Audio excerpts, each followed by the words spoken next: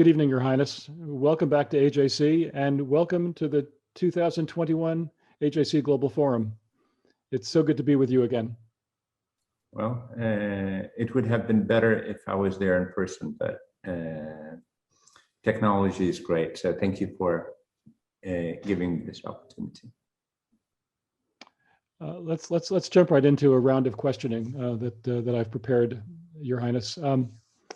In an online meeting that you had with AJC leadership last fall, we discussed a wide range of issues, including, of course, the Abraham Accords, and I know we'll be going into that in some depth shortly. But when we spoke about, it was about 6 months into the pandemic, vaccines weren't yet in wide circulation. In fact, they weren't available at all. They had just been developed.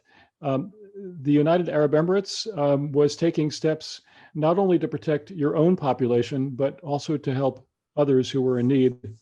Infections were still climbing around the world. It was a very difficult time. Now it's a little more than 16 months into the COVID-19 pandemic. How would you assess both how the UAE has handled this unprecedented public health emergency, but also how the international community as a whole has met that challenge? Well, I think we all were off guard, to say the least, at the very beginning. It was a stress test for all of us. Unfortunately, far too many people suffered with their lives, with their loved ones. But I think another way, it is an achievement of us as an international community to get together even in a far better way, check where we were missing behind. But also it was, I mean, what a miracle our medical health pulled around the world, pulling off not one, but several vaccines in such a short time. I think we would always be very grateful for the researchers, for the developers, for nations who've managed to pull this through. But I think the main question that we will all ask ourselves, are we better prepared for the next pandemic? And are things opening up now in the UAE? They are. I think the bigger challenge is going to be just after summer, how are schools going to reopen? Will the vaccines protect the community, and for how long? I mean, there are different views on how long that vaccines would protect, but I think we are all just learning. We have to be very vigilant, obviously. We have to be gradual in opening up, but also we should, in the meantime, keep in mind that the global system does not suffer as it's been suffering. I mean, travel, logistics, us just meeting each other in person. I think we've all been missing that. So let's hope for the best. I certainly miss it, Your Highness. Let me switch gears. There's a tendency, a common tendency in American politics, as you know very well, to begin any new administration with a promise to focus more attention at home than abroad. And in the case of foreign policy, certainly in recent years, a shift to focus away from the Middle East and toward other regions. From your perspective, is the United States today any less of a presence in your region, any less of a power than it has been? And what would be the implications if it were to pull back? Well, the United States is definitely a friend, a partner to many of us and a partner that we rely on not only in terms of security, but in terms of science, in terms of technology, in terms of being aspiring for more development, being more creative, and it's not about America's physical presence, but America's prestige and America's ambition, which have affected the globe effectively. So obviously there are concerns, will the United States be able to cover so many regions simultaneously at a time where it has its own challenges? I know that there is a lot of debate in both parties, but also there is a fatigue on the American side. And I can understand that. I mean, part of it that the region like the Middle East has been quite problematic, to say the least, and at the same time has not been capable in developing its own capacity when it's required. So when I look at success models, or I look at good governance coming out of the Middle East, I'm sure that would not only encourage our friends around the world to continue their engagement, but also would encourage the Americans and the American government in continuing to do so. Maybe in a different way, in a different forum, but definitely to continue to do so. But also developing your own capacity, as you've just said, in so many fields, in particular in the security field. Well, I mean, COVID have taught us that security is a much broader word than we used to think about. So yes, obviously security, but in a much broader sense, yes. Your Highness, as you know, in the AJC Global Forum just 1 year ago, your Minister of State at the time, Dr. Anwar Gargash, spoke with us about a Middle East in transition, in which it was newly possible to create greater cooperation, historic cooperation across national boundaries. It was made clear to us that the UAE is committed to the cause of Palestinian statehood and sharply opposed to West Bank annexation, an issue that was very much present when we were discussing this last year. But it was also made clear that your country saw the benefits of cooperation with Israel.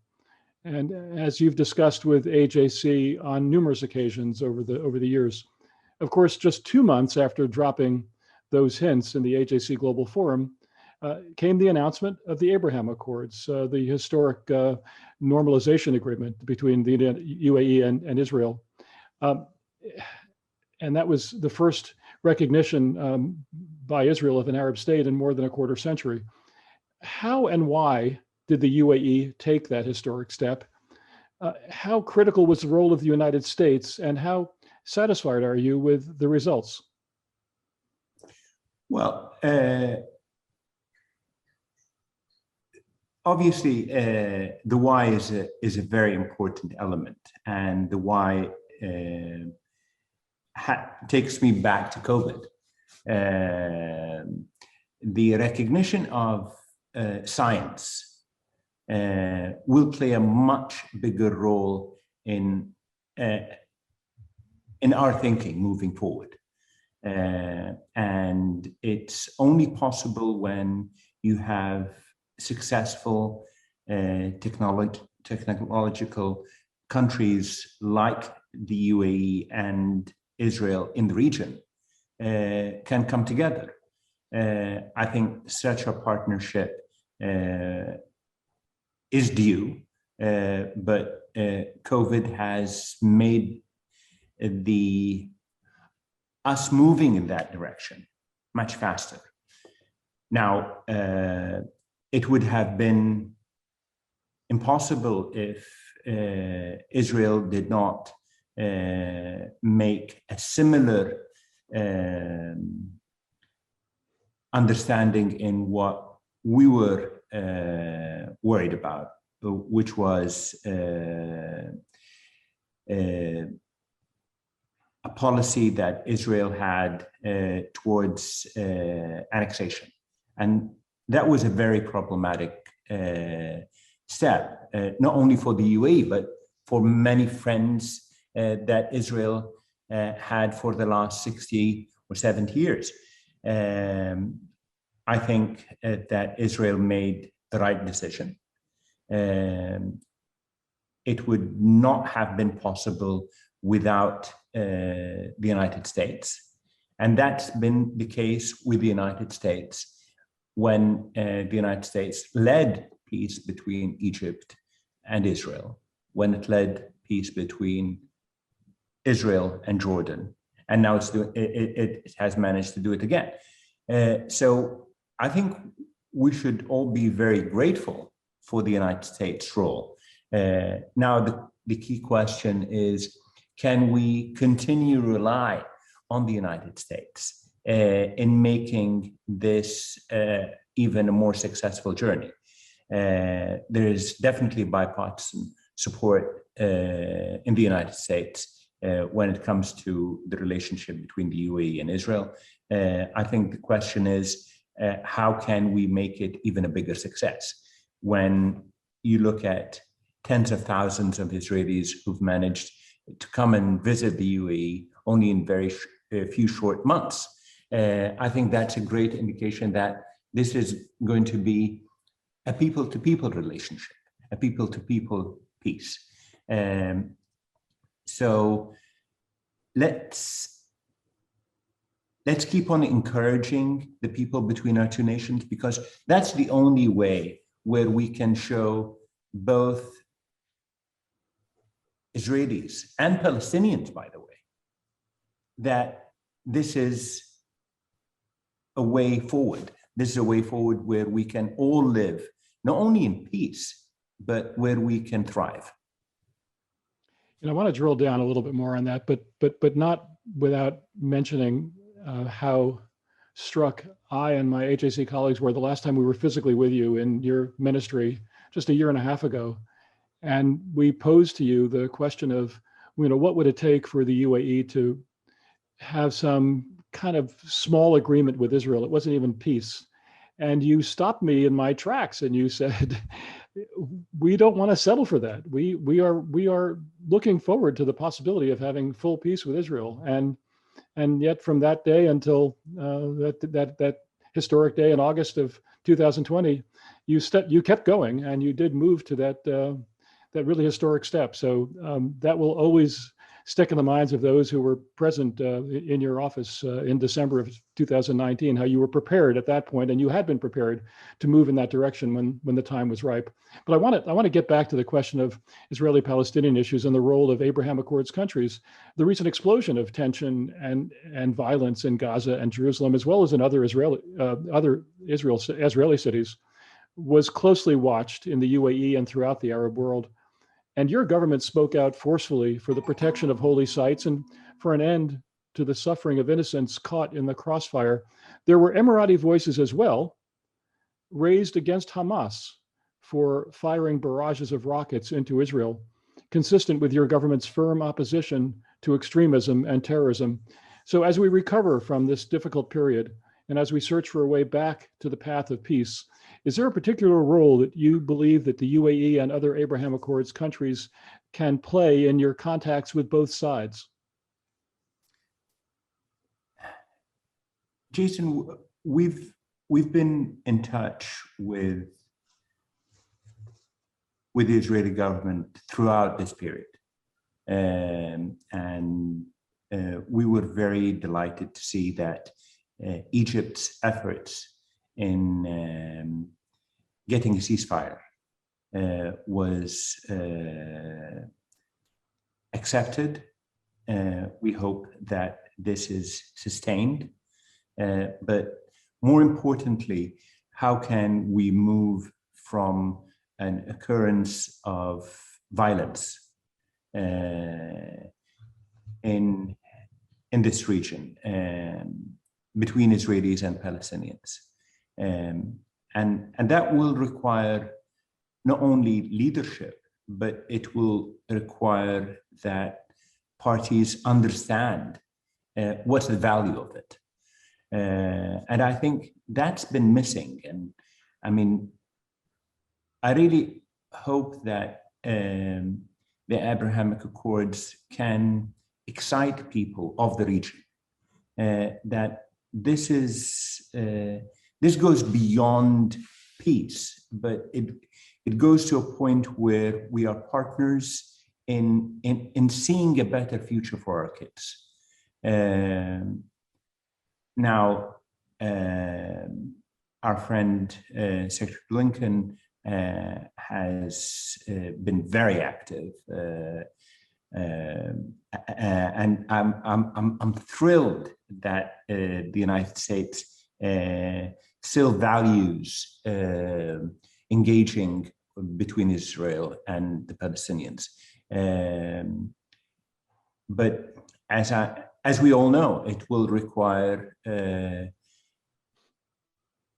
strategic thinking on both sides. And we've been missing that. It's not about who's leading which side, but I think imagination has been quite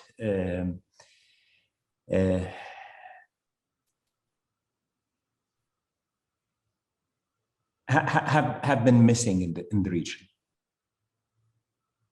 at least in some parts. Thank you, Your Highness. You referred before to the increased tourist traffic, of course, from Israel, and the fact that so many opportunities have now been opened. We've seen stories about the plane loads of business people, consultants, investors, and tourists who have been coming from Israel and back and forth from the UAE to Israel. How do you see the people of the UAE benefiting from this new relationship with Israel, in addition to the many commercial opportunities? What can you say about the civic and cultural side of the ledger, the commitment of average Emiratis, particularly Emirati youth, to engaging with Israeli counterparts? Well, I think health obviously has been a drive in these circumstances. Our universities have been very active in working in collaboration with each other. We've seen Israeli universities visiting the UAE and vice versa, but we've seen programs in terms of research, development, looking at better ways either of testing, but also of using ways of just collaborating in future science.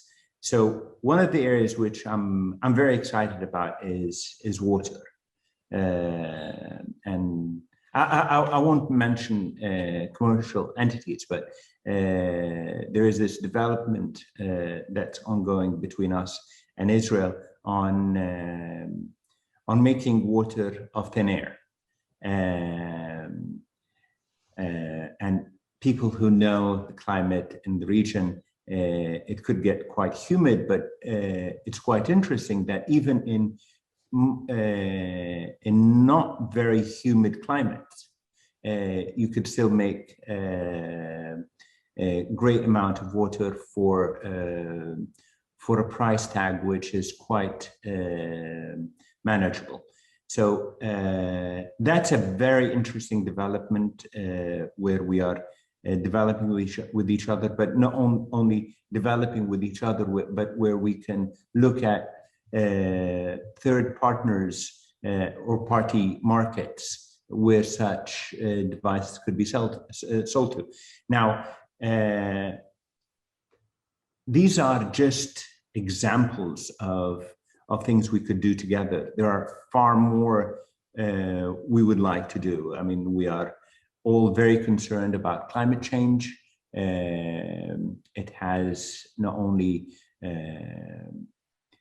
long-term effects, but it has effects on us today, where we are in areas which is very dry. We make almost or most of our water by processing seawater, and if the chemicals of the Gulf changes or rises, that would have serious implications on our capacity in making water. So these are some serious, tough questions that we are facing, even in a country where we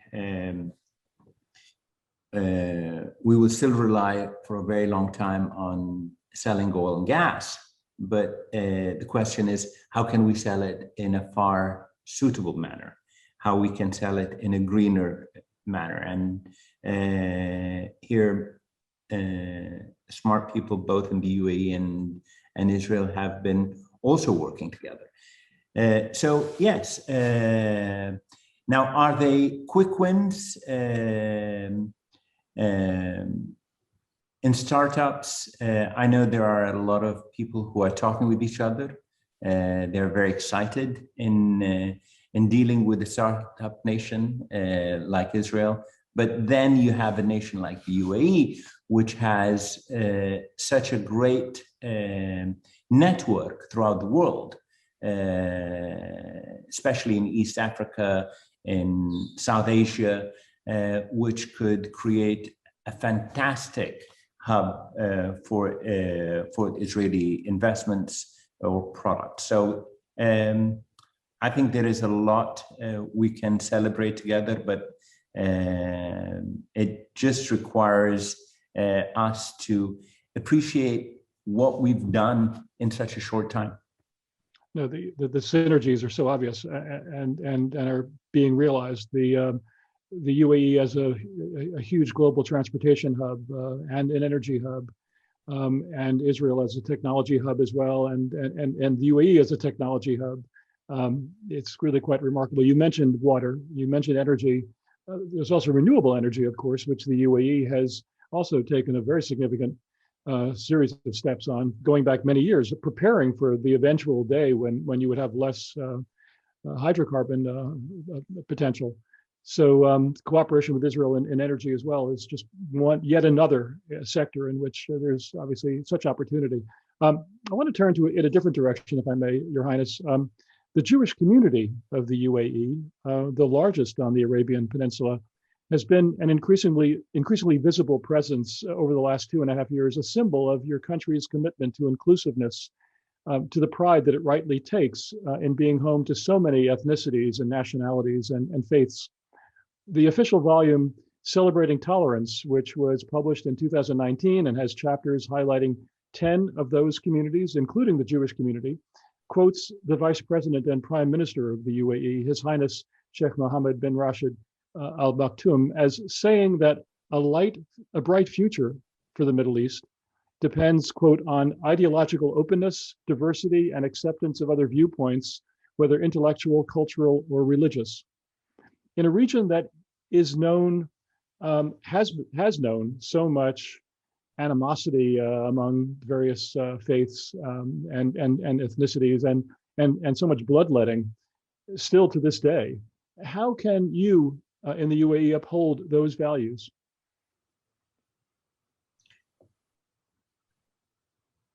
Well, we are a commercial hub.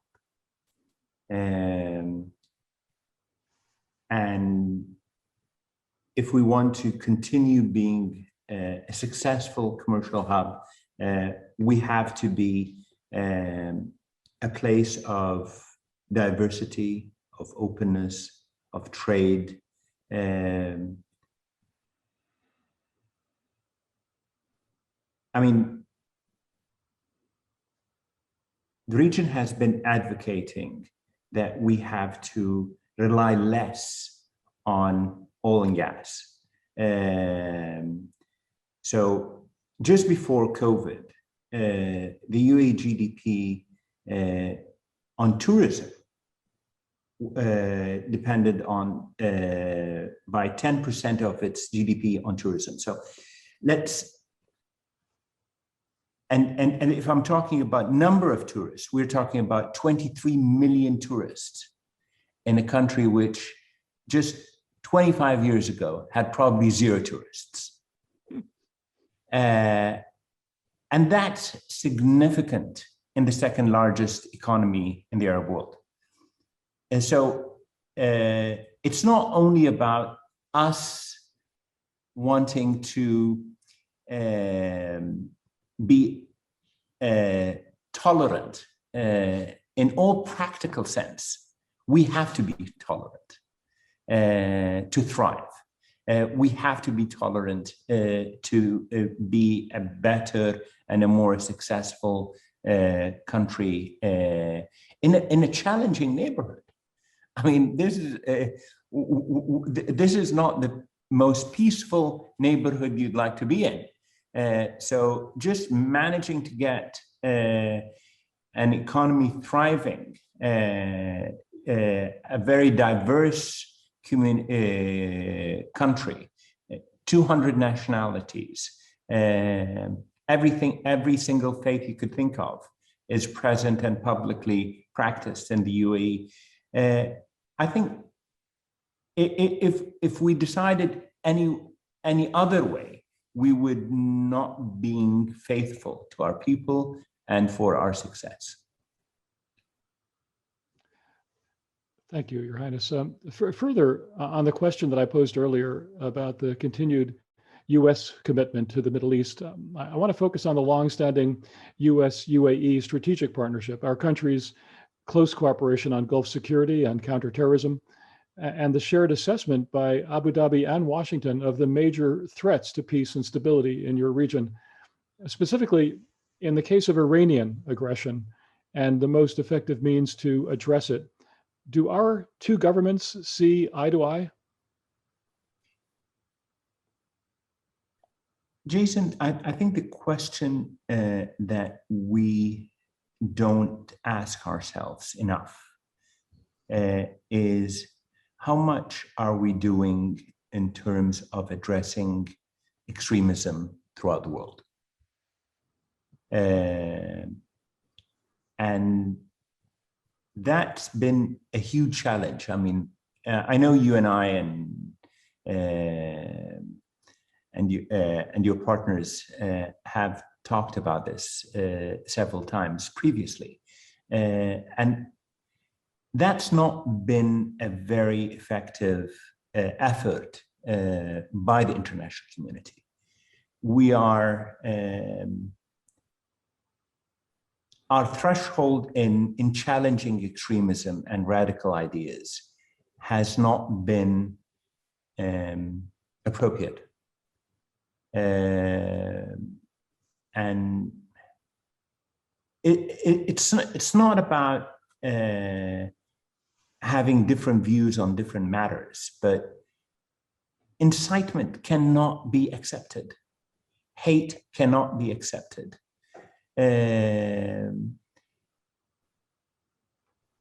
Making excuses for violence cannot be accepted. And for a very long time, we have been reluctant in addressing these matters, not only on other countries, but even in our own communities.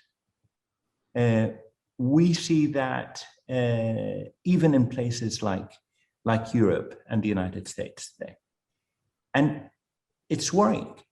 It concerns me when we see our kids radicalized in European capitals. And that's not a discussion we are having enough of.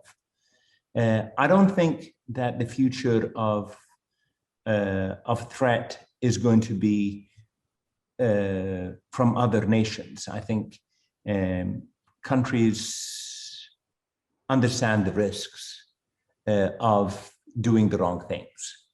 They might sound hawkish, but do they want to cross a certain step which is totally unacceptable by the international community? But when it comes to radical groups, when it comes to using other cross-border entities in providing them with either messaging or weapons or technologies or training, I think these are areas where we have to be a bit more vigilant on.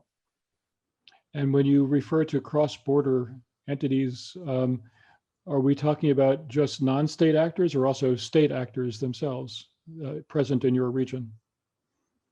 Well, I mean, I think that's diplomatic talk when you talk about who those entities are. But I'm sure everyone knows what those entities are. I mean, when you look at groups like Al-Qaeda or ISIS, it's easy for most of the international community to talk about. And it's very unfortunate that countries are more reluctant to talk about groups like Hezbollah or Hamas or the Muslim Brotherhood in a clearer manner. But obviously, it's been funny when countries designate and the same entity, its military wing as a terrorist group and its political wing as a non-terrorist group, and then that same entity says there is no difference between our military and political wings. So if they are by themselves not accepting that distinction, it's just I'm trying to be a diplomat and not use sarcastic word. Excellency, we've only had this conversation 15 times, so thank you for reminding us. Your Highness, as you know, and as we first discussed in person a year and a half ago in your ministry in a meeting room, AJC has just now opened an office in Abu Dhabi, our organization's 13th international outpost. And although we visited so many times over the last quarter century, it's our first permanent presence in an Arab state. I want to thank you for your very significant role in facilitating this and encouraging this, and also, of course, Ambassador Al-Otaiba in Washington, who has consulted with us over the last year and a half. Our decision to establish AJC Abu Dhabi, the Sidney Lerner Center for Arab-Jewish Understanding,